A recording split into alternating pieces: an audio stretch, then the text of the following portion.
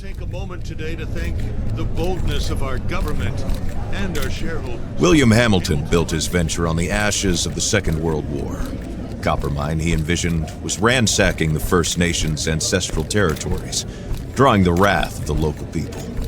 It definitely took nerves of steel to stay the course, despite all this hostility. Before long, in the face of William Hamilton's cold and uncompromising stance, the petitions and peaceful protests turned into sabotage, vandalism, and other criminal acts. The industrialists' private properties also encountered the wrath of the demonstrations. Carl Faubert, a veteran of the Korean War, was hired from Montreal as a private detective to shed some light on this whole thing. But at the end of his long journey to northern Quebec, the detective did not only encounter property damage, he also came face to face with the corpse of William Hamilton. The strangeness only kept building throughout the investigation. A powerful, unseasonable blizzard hit the region. Bodies frozen in unbreakable ice appeared. The local fauna began to act strangely and aggressively. Carl Faubert began to doubt his own sanity. The detective felt the weight of a gaze, as if he were at the mercy of a powerful, feral creature waiting for the right moment to attack. Carl's fear was taking over, overpowering his reason. He was giving in to delirium. In that instant, he thought that the dark waters of the lake might shield him from the shapes that pursued him. From there, he had a renewed hope in civilization, or whatever was left of it.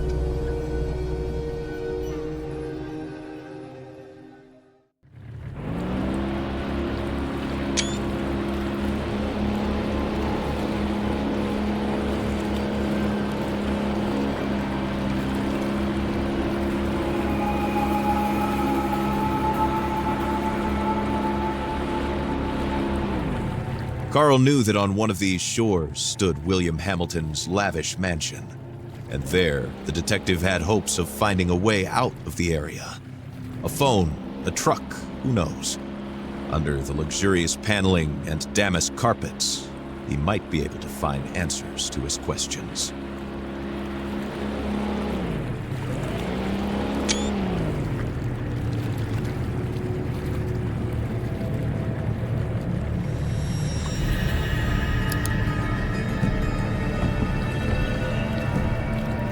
The detective wondered about the floating debris. Had it drifted out from the shore, or had it been abandoned there in the middle of nowhere?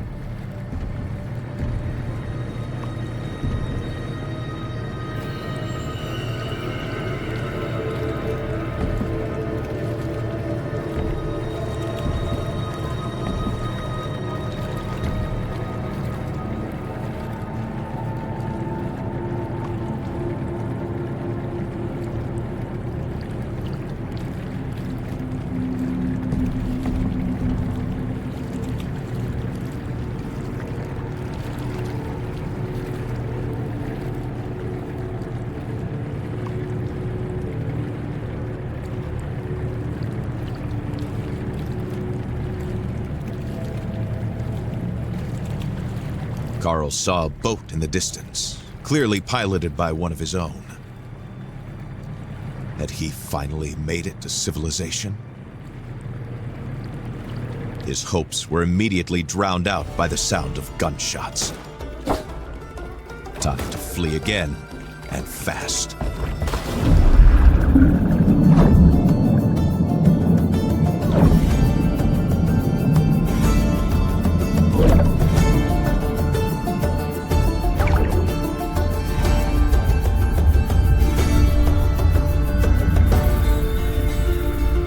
Swam without a thought, yet each stroke was desperate.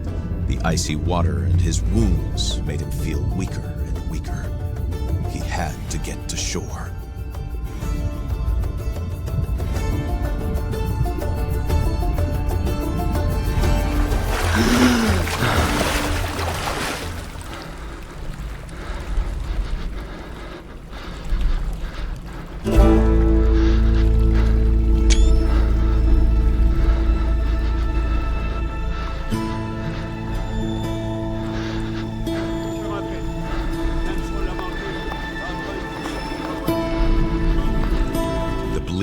hypothermia were tearing at Carl's poor body.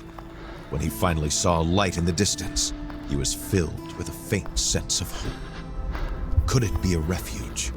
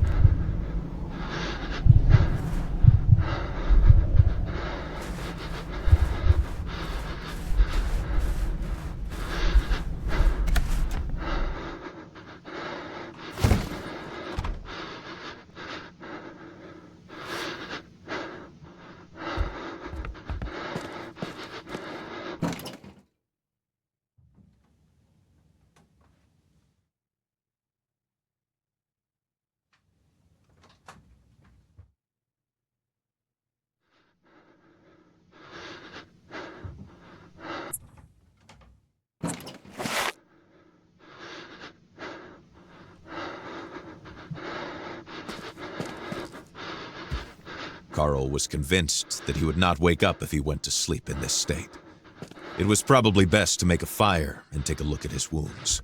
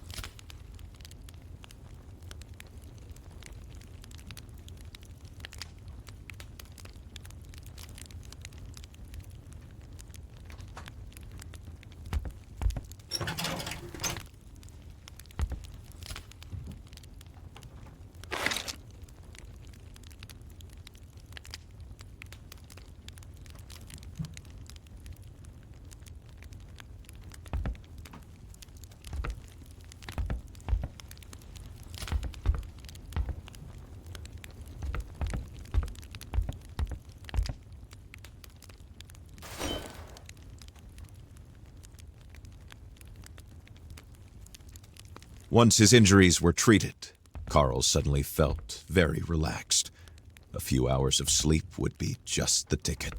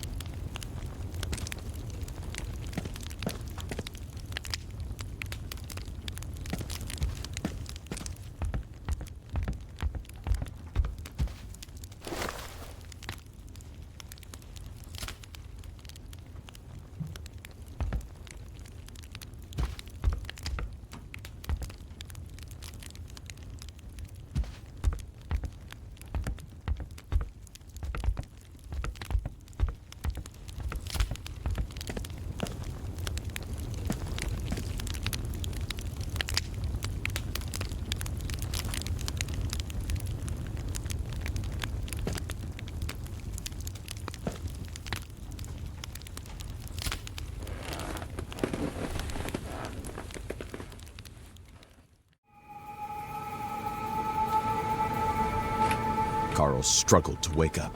His makeshift bandages offered him little time. If he wanted to find the truth, he had to get to Hamilton Manor without delay.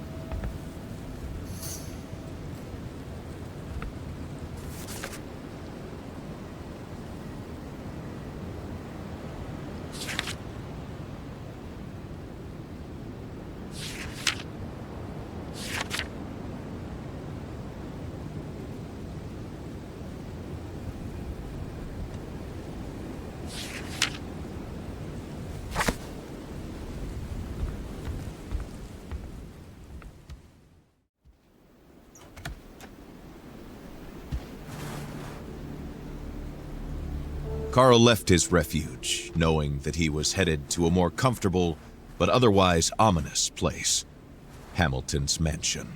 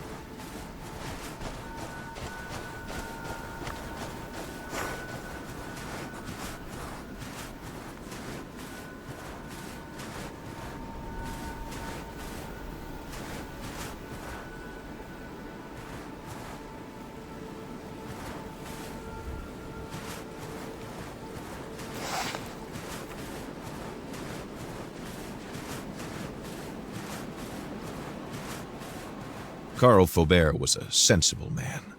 Attacking that wolf would not be among his smartest life choices.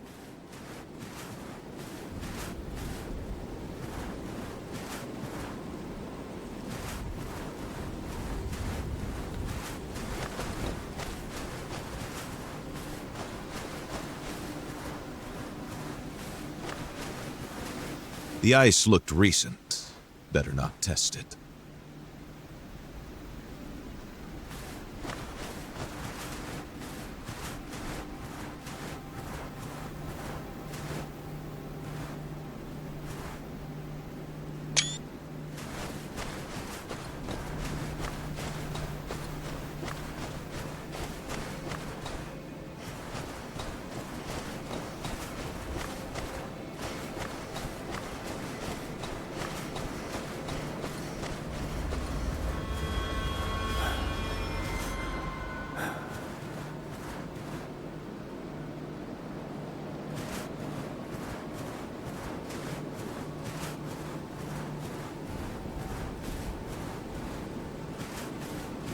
Carl tried to put the horror into perspective. Accidents happen, and in the inhospitable far north, it happens more often than not. Nevertheless, a feeling of déjà vu stayed with him, as if the carnage was not over.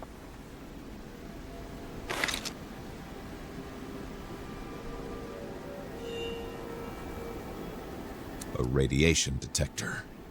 Clearly, Hamilton's people were digging for more than just copper. Keeping this handy tool could prove beneficial.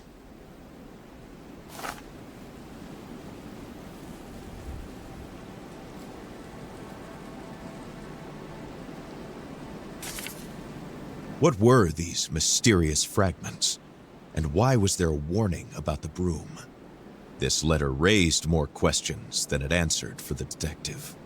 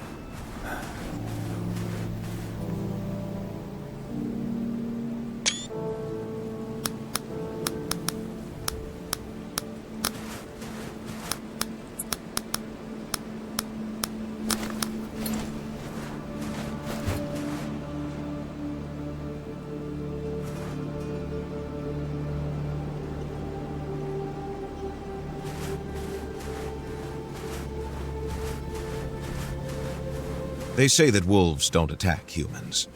Still, Faubert thanked his lucky stars that he was not the man who would prove this theory wrong.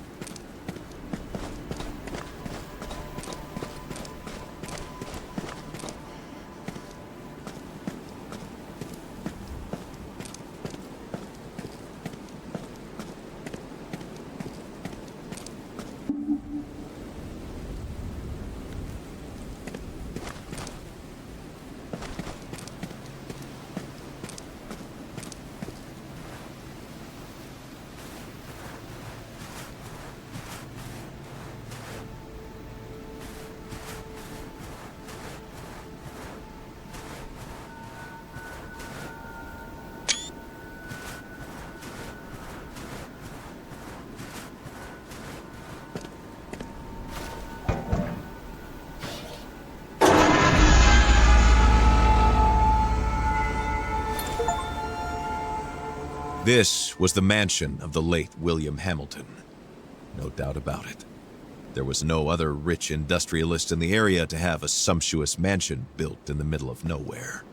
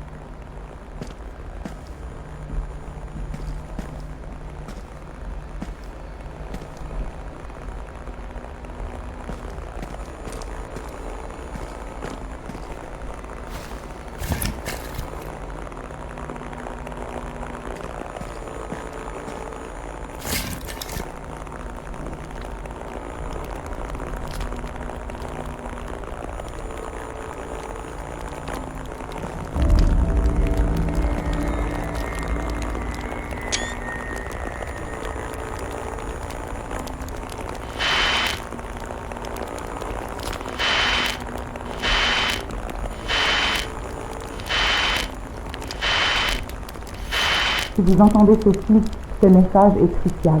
Trouvez un endroit où vous mettre à l'abri. Ne sortez qu'en dernier recours. Si vous avez à sortir, armez-vous et méfiez-vous de quiconque porte les couleurs de la Hamilton Mining Corporation. Tenez-vous le plus loin possible de la faune. Les animaux sont devenus extrêmement agressifs.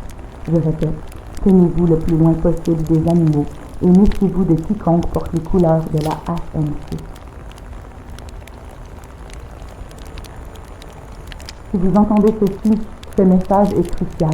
Trouvez un endroit où vous mettre à l'abri. Ne sortez qu'en dernier recours. Si vous avez à sortir, armez-vous et méfiez-vous de quiconque porte les couleurs de la Hamilton Mining Corporation. Tenez-vous le plus loin possible de la faune. Les animaux sont devenus extrêmement agressifs.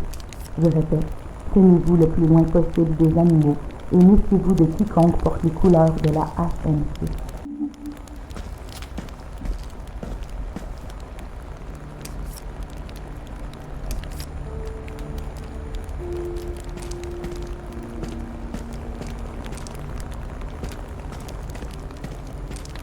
Si vous entendez ceci, ce message est crucial. Trouvez un endroit où vous mettre à l'abri. Ne sortez qu'en dernier recours. Si vous avez à sortir, armez-vous et méfiez-vous de quiconque porte les couleurs de la Hamilton Mining Corporation. Tenez-vous le plus loin possible de la faune. Les animaux sont devenus extrêmement agressifs. Je répète, tenez-vous le plus loin possible des animaux et méfiez-vous de quiconque porte les couleurs de la HMC.